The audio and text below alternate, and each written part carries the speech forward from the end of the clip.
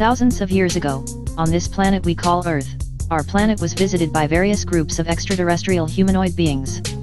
These extraterrestrial humanoid beings had to leave their planet, and seek refuge here on Earth because their home planet had been destroyed by evil. When these extraterrestrial humanoid beings arrived on Earth, they chose to take residence inside the center of the Earth, because the surface of the Earth was inhabited by human beings. At this point in time in Earth's history, the human beings who lived on the surface of the Earth were all of one tribe, the Ebenoid tribe. Since they live inside the Earth, these extraterrestrial beings have now become interterrestrial beings. The center of the Earth where these interterrestrial beings reside also contains an inner sun. The inner Earth has been called by a variety of names by cultures around the world, including Shambhala by Buddhist, Agartha by Tibetans, Kurnuji by the ancient Mesopotamians, the Duat or Aminta by the ancient Egyptians, Hades or the underworld by Europeans, Xibalba by the Mayans, and in modern times, the concept of the inner Earth has given rise to what is called the Hollow Earth theory. Unbeknownst to many human beings, the activities of these beings which reside inside the Earth has affected the course of human history and human development. The first and most noble of the beings which resides inside the Earth is called the Shayuk. Compared to human beings, the Shayuk would be considered geniuses with exceptional intelligence, and telepathic and telekinetic abilities. The Shayuk have a dark brown skin complexion. They are between 5 feet to 7 feet tall, and their heads, brains, and cranial capacity is much wider and larger than the average human. The Shayuk come to the Earth's surface occasionally to teach and to trade with certain tribes of human beings. The teachings of the Shayuk are so profound that when they come to the Earth's surface to teach, they are often called deities, gods, priests, prophets, messengers, and seers, and because of this fact, the Shayuk have strict laws which limit the interaction of Shayuk tribal members' contact with the humans on the surface. The Shayuk commonly interact and have mixed in with the surface world humans called the Danakil or Danakil, also known as the Afar people, in present-day Eritrea, Djibouti, Ethiopia, and Somalia. The chief of the Shayuk is named King Fukur, and his daughter is named Princess Radiya, and two of his brothers are named Amo and Yashak, who has always been jealous of his brother King Fukur. King Fukur's brother Amo had fallen in love with a surface-dwelling human female, and he would sneak to the surface world to visit her, and would also pass himself off to the surface-dwelling humans as a psychic and a magician, and for these acts, Amo was exiled to live on the surface, 20 miles outside of the present-day city of Mecca in Saudi Arabia. As long as the people in the inner Earth spent most of their life in the inner Earth, then they will not die. However, to be exiled to the surface world means a person from inner Earth will eventually die like the mortals on the surface. In the caverns adjacent to the Shayuk, resides another group of nobles called the Sinin. The Sinin are also highly intelligent, but also have a fighting spirit. The Sinin are between 5 feet to 7 feet tall and have a variety of complexions from yellow to brown, and they are hairless and are most noted for their cone-shaped heads. The Sinin commonly interact and have mixed with surface world humans including the ancient Egyptians, the Olmecs in present-day Central America, the Mangatoug people in the African Congo, and the Paracas people in Peru. The chief of the Sinin is named King Lamsa, and his daughter is named Princess Lucina, and his son is named Prince Atif. One of the wretched group of beings which resides inside the Earth is called the Samin. The Samin are grotesquely obese, pale, with long elephant-like noses, and are very negative and aggressive. The Samin were actually the manifested evil grafted out of the Sinin on their home world prior to these beings arriving on Earth. Since the Samin were grafted out of the Sinin, it is the responsibility of the Sinin to police and keep in check the evil activities of the Samin. It is said that an American named Richard Sharpshaver encountered the Sinin and called them the Turos, meaning interrogative robot, and he also encountered the Samin and called them Duros, meaning detrimental robot. One day, the wretched Samin raided and invaded the village of the Shayuk, stealing food and terrorizing the Shayuk family. When King Fukur found out about this invasion by the Samin, he sent a telepathic message to King Lamsa stating that the Sinin has neglected their responsibility to keep the Samin in check, because the Samin were currently raiding and invading the village of the Shayuk. Upon receiving the telepathic message from King Fukur, King Lamsa went with his brethren to the caverns of the Shayuk to stop the invasion by the Samin and to drive the Samin back to whence they came. After driving the Samin away from the lands of the Shayuk, King Lamsa apologized to King Fuqur, but tension remained between the Shayuk and the Sinin for some time after the incident. In order to make peace between the Shayuk and the Sinin, King Lamsa offered his daughter Princess Lucina to be a wife of King Fuqur.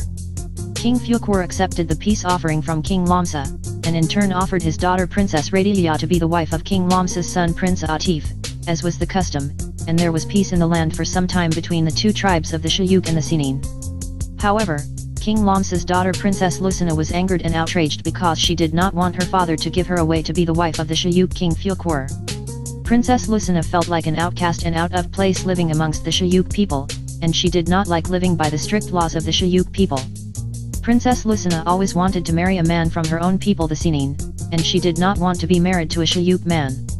One day Princess Lucina, now the unhappy wife of King Fuqur, met Yashak, the jealous brother of King Fuqur, and they conspired together based on their hatred for King Fuqur to have an illicit sexual affair together behind the back of King Fuqur. Princess Lucina and Yashak would travel to the surface world to the home of Emo, the exiled brother of King Fuqur and Yashak, and it is here where they would have their illicit affair. This affair between Princess Lucina and Yashak went on for months with them sneaking back and forth from the inner earth to the surface world, and eventually Princess Lucina became pregnant. In her pregnant state, Princess Lucina would not return to the land of the inner earth, but would remain at the home of Emo, and Yashak would stay with her. It was here in the home of Emo, 20 miles outside of the present-day city of Mecca, Saudi Arabia, where the child Yaqub was born to Yashak and Princess Lucina. The child Yaqub, being part Shayuk and part Sinin, had an enormous head the size of 2 men, and he also had 2 brains.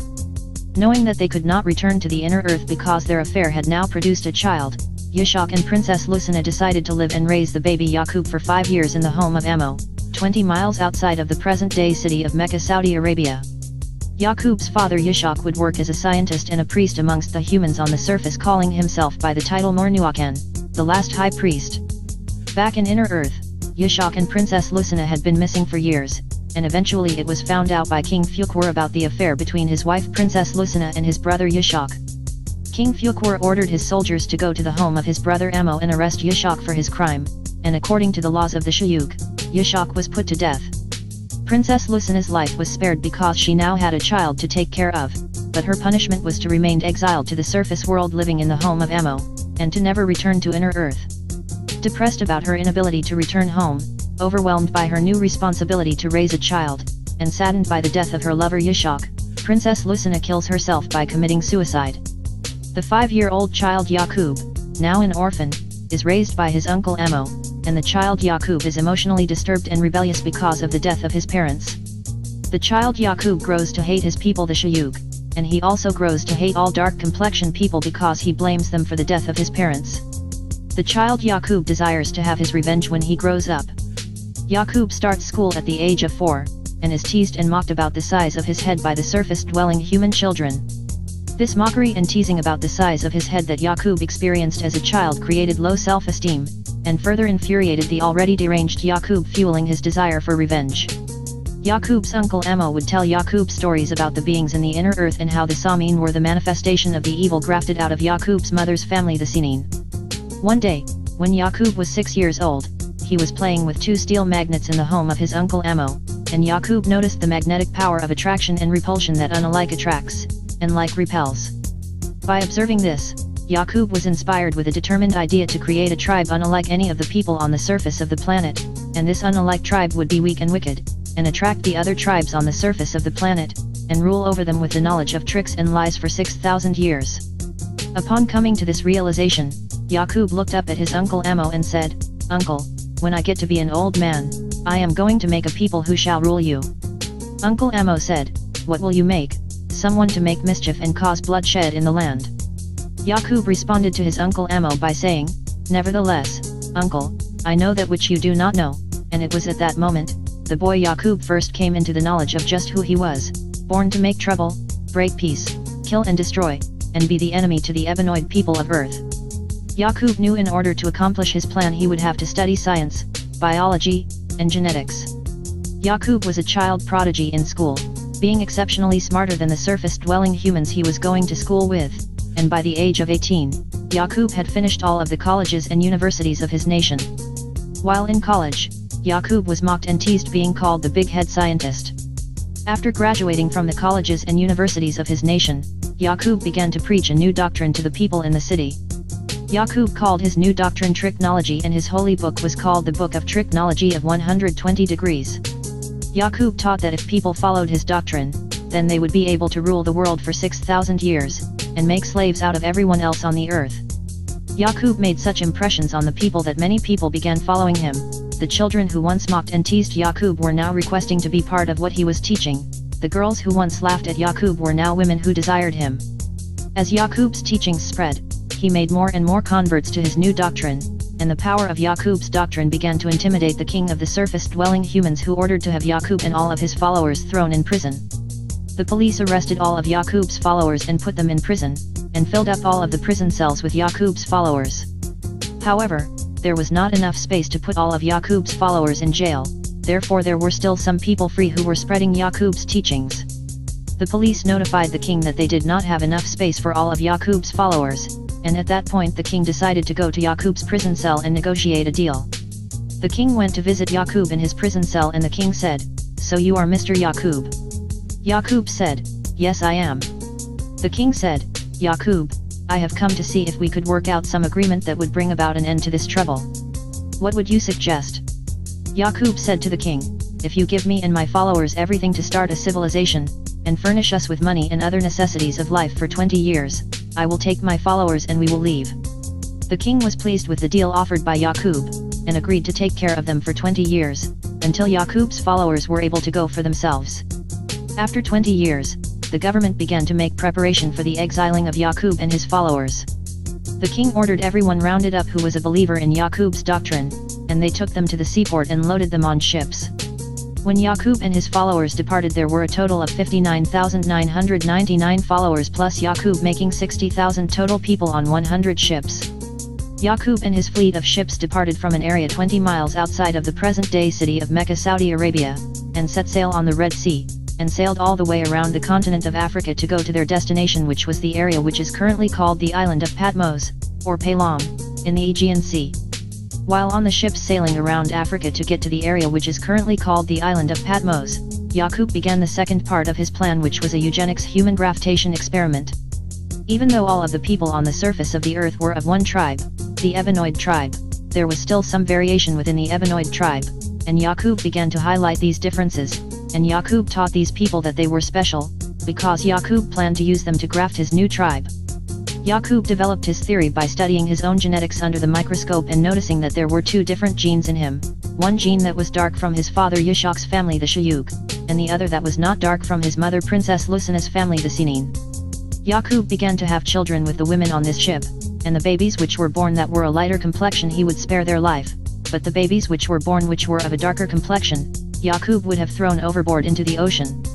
Yaqub felt if he could successfully separate the darker gene from the lighter gene, then he could graft the Ebenoid tribe into its last stage, which would be albinoid. Yaqub planned to create a tribe of albinoids, which he discovered was weaker than the Ebenoid gene, which would be unalike, to rule the Ebenoid nation for 6,000 years. When Yaqub's followers found out about his new wicked plan, and learned that he was killing and throwing babies overboard into the ocean, 95% of his followers lost their loyalty to Yaqub, and abandoned his mission and jumped ship. As Yaqub's fleet of ships sailed around Africa, people who lost loyalty to his mission would jump ship into the areas which are now Egypt, Sudan, Ethiopia, Kenya, Djibouti, Somalia, Mozambique, Namibia, Senegal, Morocco, and Tunisia. 10% of the original 60,000 of Yaqub's followers betrayed Yaqub and jumped ship. 85% of the original 60,000 of Yaqub's followers jumped ship because they were confused why he would do such a horrible thing, leaving only 5% of the original 60,000 of Yaqub's followers who actually made it to their destination of the island of Patmos in the Aegean Sea. As king on his island, Yaqub set up birth control and Planned Parenthood laws which would contribute to his plan of negative eugenics and genocide to breed his albinoid tribe. Yaqub made it a law that only the lighter complexion people could have children. People with darker complexions were put to death, and when children were born, nurses were ordered to have the darker babies killed by pricking the brains with a sharp needle as soon as the child's head was out of the mother, but the lighter babies were allowed to live. Yaqub's aim was to kill and destroy the Ebenoid nation. Yaqub would have the dead bodies of the darker babies fed to wild beasts, and if they could not find a wild beast to feed the bodies to, they would take the dead bodies of the babies to a cremator to be burned. This is the level of intense hatred Yaqub had in his heart. This process went on for years on Yaqub's island as Yaqub trained his sons and grandsons to carry on his work after he died. Yaqub died at the age of 150 years old from a brain tumor. As the father of technology, Yaqub taught his people a doctrine which would enable them to rule the world for 6,000 years. Yaqub also taught his people that God is a spirit and a spook and not a man, and Yaqub was the founder of the doctrine that unalike attracts and like repels. After 200 years on Yaqub's island, all of the darker babies had been done away with, and all babies were born of a new tribe called the Rubedoid tribe. After another 200 years, all babies were born of an even newer tribe called the Citrinoid tribe. And finally, after another 200 years, which makes 600 years total, all the babies born on Yaqub's island were of Yaqub's desired albinoid tribe. It took 600 years to breed Yaqub's albinoid tribe, and every imagination of their heart and all of their actions were wicked continuously. The evilness of the albinoids not only affected themselves, but also affected the other peoples of the world. Yaqub's albinoids returned to the city where they were exiled from. Once back in the city, it took only 6 months for Yaqub's albinoids to cause chaos and war amongst the Ebenoid people. The king of the Ebenoid people realized that it was Yaqub's albinoids who were causing all the trouble, and the king made a decree to drive Yaqub's evil albinoids from amongst them. The king rounded up all of Yaqub's albinoids and stripped them of their clothing, and put an apron on them to hide their nakedness, and sent his army with them across the desert to cross the burning sands into the place which is modern-day Europe. Yaqub's albinoids were roped into the mountains and caves, and the king's army would patrol the area to make sure Yaqub's albinoids stayed in the mountains and caves for 2,000 years to ensure that these people are kept away from the Ebenoid people. During this 2,000-year period living in the mountains and caves without anything to start civilization, Yaqub's albinoids became shameless, and lost all sense of shame and started going nude, and in the winter they wore animal skins for clothes and grew hair all over their bodies and faces like all the other wild animals. Yaqub's albinoids tamed the wolves and dogs to live in the caves with them, and after some time the dog held a high place among their family, becoming their best friend.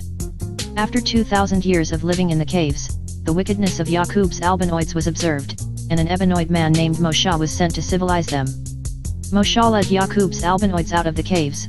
However, once out of the caves, Yaqub's albinoids killed Moshe. Free from the caves, Yaqub's albinoids went on a rampage throughout the earth, conquering and subjecting the Ebenoid people, pitting one against the other using the idea of divide and conquer. Yaqub's albinoids began to execute Yaqub's plan for them to rule the world for 6,000 years. A man named Mahamdu attempted to teach Yaqub's albinoids to convince them to end their devilishment. However, this was still 1,400 years before the end of Yaqub's albinoids' 6,000-year period of dominion over the earth. And so, Yaqub's albinoids ruled the earth for 6,000 years, spreading their devilishment, evil, pain, suffering, and oppression to the Ebenoid people of the earth as designed by the big head scientist Yaqub. The events of Yaqub occurred approximately 6,600 years ago, and the 24 wise elder scientists of the inner earth foresaw the birth of Yaqub 15,000 years ago. This history, or future, of Yaqub and his people was predicted and foretold by the 24 wise elder scientists of the inner earth 8,400 years before the birth of Yaqub. The 24 wise elder scientists of the inner earth were aware of the birth of Yaqub, and they were aware of the things Yaqub would do before Yaqub was even born. The 24 wise elder scientists of the inner earth predicted that in the year 8,400, this man Yaqub would be born, and when this man was born, he will change civilization in the world, and produce a new tribe of people, who would rule the original Ebenoid people for 6,000 years, from the 9,000th year to the 15,000th year.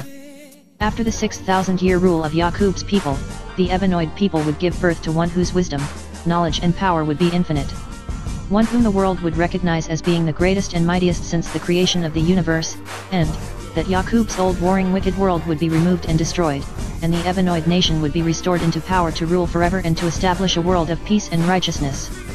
This great redeemer of the Ebenoid people, who was predicted by the 24 wise elder scientists of the inner earth to bring balance back into the world, is known under many names, titles, and attributes, including He who has no equal, He who there never was anyone like, the Supreme Being, the Mighty, the Wise, the Best Knower, the Light, the Life Giver, the Guide, the All-Powerful, He who knows how to reproduce the universe and the people of His choice. But his mother calls him Yashmal.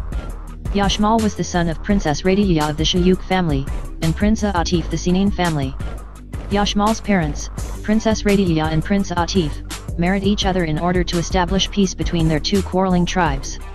However, the union of Princess Radiya and Prince Atif was more than mere chance. Their union was specifically guided, selected, and arranged by the 24 wise elder scientists of the inner earth who were also genetic engineers. They knew that the offspring of the union between Princess Radiya and Prince Atif would be the personification of order to balance out and offset the chaos of Yaqub, who was the offspring of Yishaq and Princess Lucina. Yashmal began his education on the day he was born, as is the custom amongst members of the Shayuk. It would be unheard of for a member of the Shayuk to wait until the age of 4 to start school unless the child was mentally handicapped. Being part Shayuk and part Sinin, Yashmal's head was noticeably larger than the other members of the Shayuk and Sinin.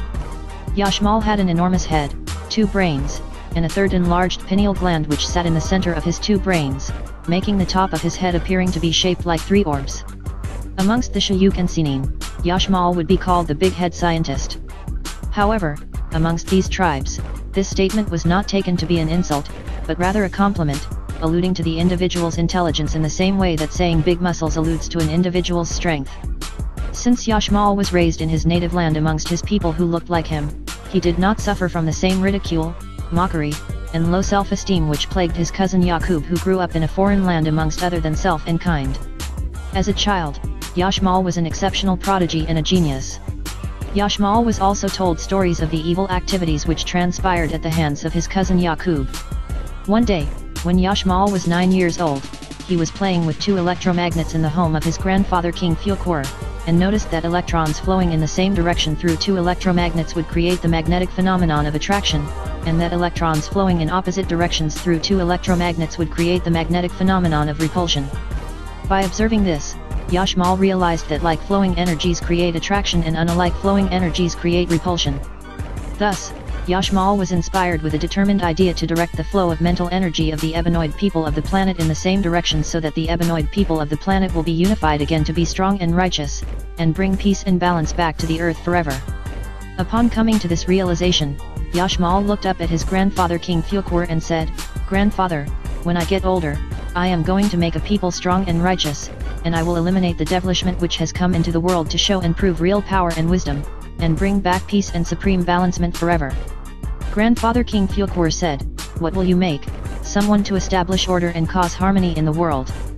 Yashmal said, "Man plans, and I plan, and surely I am the better planner." And it was at that moment, the boy Yashmal first came into the knowledge of just who he was, born to establish order, bring peace, build, create, and be the redeemer to the Ebenoid peoples of earth. It is common for members of the Shayuk tribe to finish all of the coursework taught in all of the colleges and universities of the surface world by age 9, but Yashmal finished by age 7. If it took a member of the Shayuk tribe until age 18 to finish all of the coursework taught in all of the colleges and universities of the surface world, then that person would surely be looked at as being mentally handicapped or mentally retarded. Yashmal finished all of the advanced universal sciences which are taught by the schools in the inner earth by the time he was age 12, even though it is common to finish this coursework by age 15, but Yashmal was a genius and a prodigy. After finishing school, Yashmal met with the 24 wise elder scientists of the inner earth and told them of his intention to travel to the surface world as a bringer of peace and redeemer of the Ebenoid people.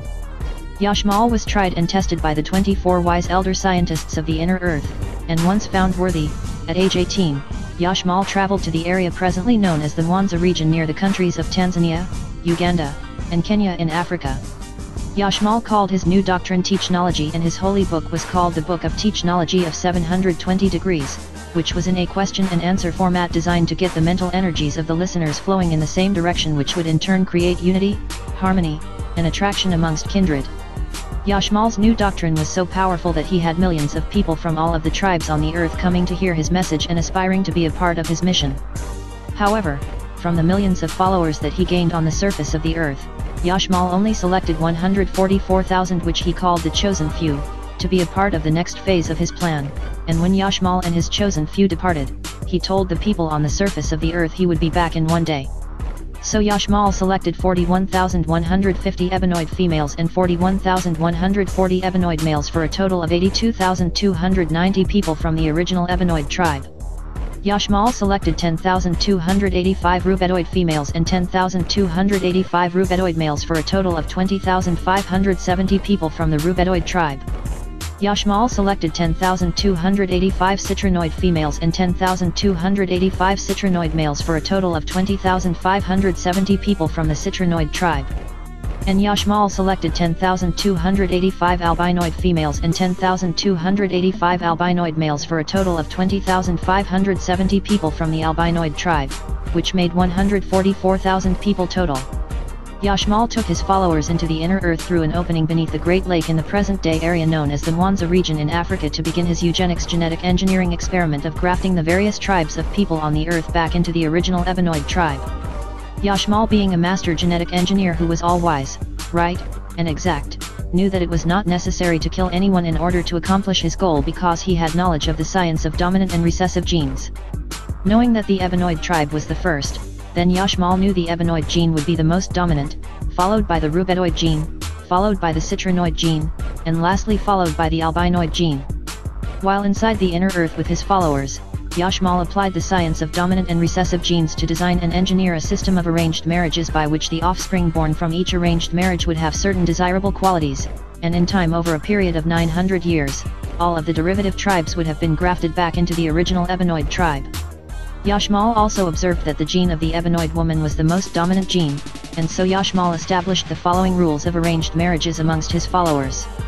10,285 Ebenoid women and 10,285 Ebenoid men would marry to keep the Ebenoid gene strong and pure. 10,285 Ebenoid women would marry 10,285 rubedoid men. 10,285 Ebenoid women would marry 10,285 citrinoid men. 10,285 Ebenoid women would marry 10,285 albinoid men. 10,285 Ebenoid men would marry 10,285 rubedoid women. 10,285 Ebenoid men would marry 10,285 citrinoid women. 10,285 Ebenoid men would marry 10,285 albinoid women. Yashmal would also keep 10 Ebenoid women as wives for himself. The men and women were required to get married by age 19, and each couple were to have 2 children. Living in the inner earth where he was from, Yashmal was continuously regenerated and rejuvenated and did not die like his cousin Yaqub on the surface of the earth. Yashmal was able to teach, socialize, laugh, play with the children, enjoy life, and observe the generations and progression of his followers over the centuries. The offspring of the Ebenoid woman and the Ebenoid man would always be Ebenoid. The offspring of the Ebenoid woman and the rubedoid man would also be Ebenoid because of the strength of the Ebenoid woman's genes. The offspring of the Ebenoid woman and the citrinoid man would be Ebenoid 75% of the time, and rubedoid 25% of the time, because of the strength of the Ebenoid woman's genes. The offspring of the Ebenoid woman and the albinoid man would be Ebenoid 75% of the time, and citrinoid 25% of the time, because of the strength of the Ebenoid woman's genes. The offspring of the Ebenoid man and the rubedoid woman would be Ebenoid 75% of the time, and rubedoid 25% of the time. The offspring of the Ebenoid man and the citrinoid woman would be rubedoid. The offspring of the Ebenoid man and the albinoid woman would be citrinoid. With the laws of arranged marriages in place, it would take Yashmal's chosen 144,000 people 46 generations over the course of 900 years to be grafted back into the original Ebenoid tribe. During this time, for some generations recessive genes would tumble forward. After 12 generations, all of the albinoids had been grafted back into the citrinoid, rubedoid, and ebenoid tribes. After another 16 generations, all of the citrinoids had been grafted back into the rubetoids and ebenoids. After another 18 generations, all of the rubetoids had been grafted back into the ebenoids, leaving only the original ebenoid tribe. It was also observed that after 4 generations, if the albinoids refused to mix in, then they would be unable to conceive offspring after the 4th generation. After 8 generations, if the citrinoids refused to mix in, then they would be unable to conceive offspring after the 8th generation. After 16 generations, if the rubetoids refused to mix in, then they would be unable to conceive offspring after the 16th generation. Just like electrons flowing from atoms with more electrons to atoms with fewer electrons, it was necessary for the derivative tribes to mix back into the original ebenoid tribe in order to get recharged and sustain and maintain their existence. However, because of the science of recessive and dominant genes, by mixing back into the original ebenoid tribe, the derivative tribes would eventually be grafted back into the original Ebenoid tribe in time, leaving only the original Ebenoid tribe on the surface of the planet. As it was in the beginning, so shall it be in the end. And so Yashmal smiled at this fact, now having knowledge that the evil acts done by his cousin Yaqub would be reversed just by letting nature take its course. The process of grafting the derivative tribes back into the original Ebenoid tribe took 900 years, and once completed, Yashmal took another 100 years to teach and train his followers how to control and conquer the evil which existed within themselves, rather than attempting to graft the evil out, letting it manifest and personify as a being. After the 1,000-year period with Yashmal in the inner earth, Yashmal returned to the surface of the earth to the area presently known as the Mwanza region in Africa with 144,000 Ebenoid people. When Yashmal and his 144,000 followers returned, the people on the surface of the earth said, "Yashmal, you said you would be gone for 1 day, and you were true to your word. You have only been gone for 1 day, but many of the people you have returned with are not the same people you left with. What have you done with our brothers and sisters?" One of the Ebenoid women named Kedara, who was one of Yashmal's wives and one of the 144,000, spoke up and said, "I am the daughter and great descendant of your brothers and sisters, which it seems to you left with Yashmal just yesterday, but we have been with Yashmal in the inner earth for 1,000 years, and Yashmal has taught us the science of genetics and how to rid the world of evil, as well as how to conquer the evil within ourselves." Yashmal spoke and said, "Indeed, 1 day in the inner earth can be like 1,000 years." Yashmal's 144,000 followers then proceeded to teach the Ebenoid people on the surface of the earth the way to defeat the evil currently plaguing the earth in the same way that Yashmal had taught them. Yashmal returned to the inner earth with his Ebenoid wife Kedara. After returning to the inner earth, Yashmal was elected to a seat as one of the 24 wise elder scientists of the inner earth. Yashmal taught Kedara the secret to eternal life, and they had many children together.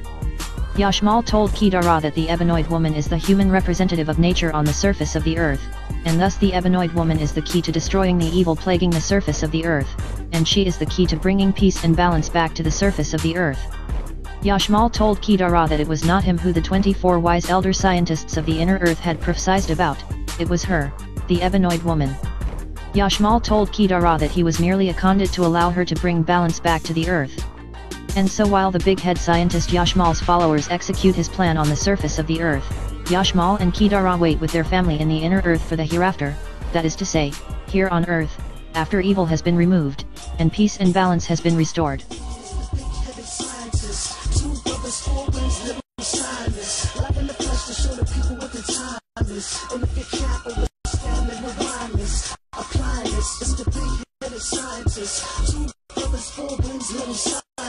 Love in the flesh to show the people what the time is. And if you can't understand the lyrics, apply this.